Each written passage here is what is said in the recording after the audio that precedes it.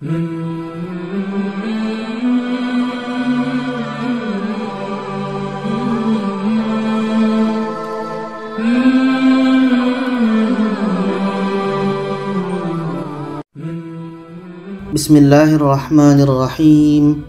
Assalamualaikum warahmatullahi wabarakatuh.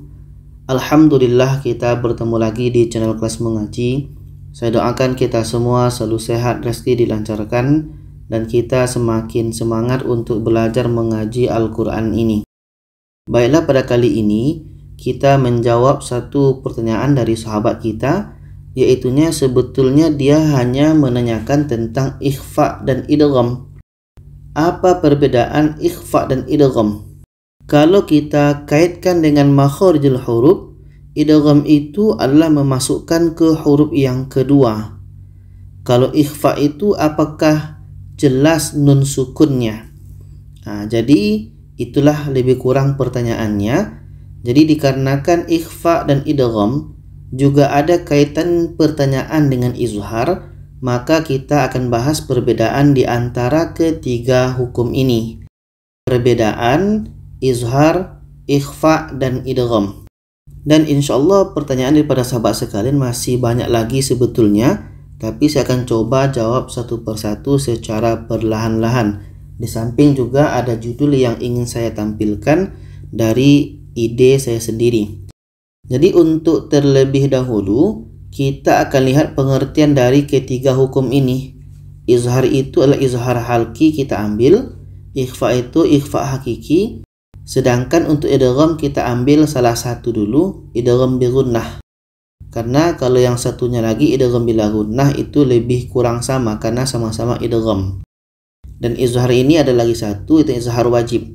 Tapi kita fokus kepada yang tiga ini, izhar, ikhfa, dan idgham. Oke, kalau kita mulai dari izhar, izhar itu adalah menjelaskan bunyi nun mati atau tanwin bertemu dengan huruf yang 6 ini. Ketika nun mati tanwin bertemu dengan aha, ha, kho, a, gho, itu harus kita jelas. Jadi apa yang jelas? Yaitunya bunyi nun atau tanwin mesti jelas.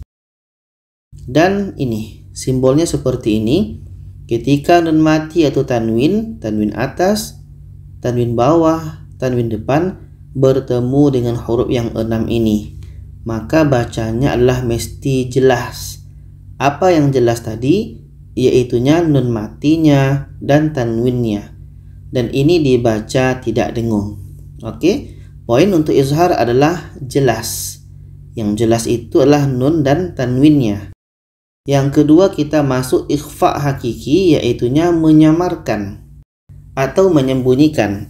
Apa yang disamarkan, apa yang disembunyikan? Yaitunya bunyi nun mati atau tanwin apabila bertemu dengan huruf yang 15 ini. Simbolnya seperti ini. Ketika nun mati tanwin bertemu dengan huruf yang 15 ini, itu dibaca samar. Oke, dibaca samar dan dengung. Oke, ikhfa poinnya adalah samar dan dengung. Dan idgham kita ambil satu, yaitu idgham bi gunnah. Idgham itu adalah memasukkan. Apa yang dimasukkan? Yaitunya bunyi nun atau tanwin kepada huruf yang 4 ini. Ini simbolnya. Jadi ketika nun mati tanwin bertemu dengan huruf yang 4 ini, itu dibaca secara masuk. Oke, secara masuk dan dengung. Jadi poin idgham ini adalah masuk. Bi gunnah dengung, kalau yang bila gunnah tidak dengung. Tapi poin kita di sini adalah idghamnya, memasukkan. Kita masukkan bunyi nun kepada huruf yang 4 ini atau bunyi tanwin kepada huruf yang 4 ini. Untuk lebih jelasnya kita akan lihat contoh. Untuk izhar halki ini dalam surah Al-Baqarah ayat 6 ini. Jadi ketika tanwin bertemu a, itu hukumnya izhar halki. Izhar tadi adalah jelas. Apa yang jelas? Yaitunya tanwinnya. Tanwin dibaca jelas. Kita baca sawa'un alaihim Sawa'un alaihim. Tanwin jelas. Oke. Tanwin dibaca jelas, dibaca jelas dan tidak dengung. Contoh yang kedua dalam surah Al-Baqarah ayat 10 ini. Ada tanwin bertemu a. A ini adalah huruf izhar, maka ini dibaca jelas. Apa yang jelas? Tanwinnya. Oke, tanwin jelas, a pun jelas. Kita baca adzabun alim dan tidak ada dengung. Adzabun alim. Jadi untuk izhar tanwin harus jelas. Oke, tanwin harus jelas. Sedangkan ikhfa adalah ini dalam surah Al-Baqarah ayat 87 ini. Di sini ada tanwin bertemu ka.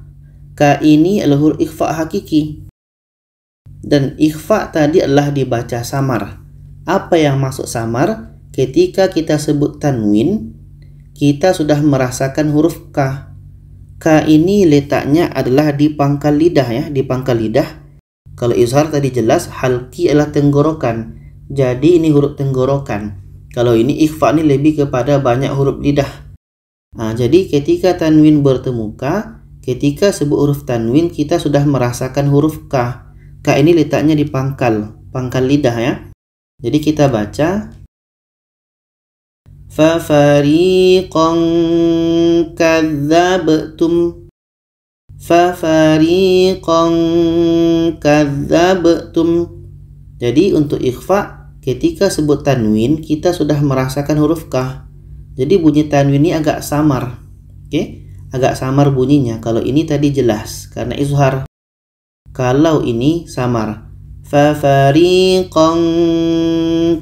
Oke, dibaca samar. Ketika sebut tanwin kita sudah merasakan huruf ka. Fa fariqan kadzabtum. Contoh yang kedua ini dalam surah Al-Baqarah 50 ini dan ini. Jadi ketika nun mati bertemu ta ini ikhfa. Ta ini letaknya di ujung lidah. Sama dengan ini nun mati bertemu zo ini pun ujung lidah. Jadi ketika sebut huruf nun kita sudah merasakan huruf ta. Wa antum. Wa antum. Dan di sini ketika sebut huruf nun kita sudah merasakan huruf zo. Tanzurun. Dikarenakan kita ketika sebut huruf nun kita sudah merasakan huruf zo, maka akan terhasil di situ bunyi samar. Oke, bunyi samar. Tanzurun. Kalau kita tidak merasakan huruf zo, dia akan jadi jelas. Tanzurun. Tanzurun. Dia baca jadi jelas. Dikarenakan ikhfa ini bukan jelas tapi samar, maka ini ketika sebut huruf nun kita sudah merasakan huruf zo. Tanzurun. Wa antum tanzurun. Dan yang ketiga idgham. Ini dalam surah Al-Baqarah 8 ini. Ini lebih kepada idgham bi gunnah ya. Ketika nun mati bertemu ya, hukumnya adalah idgham bi gunnah. Maka bunyi nun ini masuk kepada huruf ya. Atau boleh kita bahasakan huruf nun ini masuk kepada huruf kedua. Ini yang ditanyakan oleh sahabat kita tadi. Nun mati bertemu ya adalah idgham. Bunyi nun hilang masuk kepada bunyi ya. Untuk mudah paham kita seperti itu. Bunyi nun hilang masuk kepada ya. Dan di sini ada dengung. Kita baca. May yaqul. May ya. Bunyi nun masuk kepada ya. May yaqul. Contoh yang kedua ini dalam surah Al-Baqarah 19 ini. Tanwin bertemu wa. Hukumnya adalah idgham bi gunnah. Maka bunyi tanwin masuk kepada wa dan ada dengungnya. Kita baca zulumatu wa ra'd. Zulumatu wa ra'd. Jadi kesimpulannya adalah izhar halki itu dibaca jelas. Apa yang jelas yaitunya tanwinnya atau bunyi nunnya. Sedangkan ikhfa itu adalah samar. Apa maksudnya? Ketika kita sebut tanwin, kita sudah merasakan huruf ikhfa. Nah, kita sudah merasakan huruf ikhfa. Sedangkan idgham adalah bunyi nun itu atau bunyi tanwin masuk kepada huruf idgham atau masuk kepada huruf yang kedua. Nah, itu yang ditanyakan oleh sahabat kita. Saya ulang lagi, izhar ini adalah jelas. Yang jelas itu tanwinnya atau nunnya. Ikhfa itu adalah samar.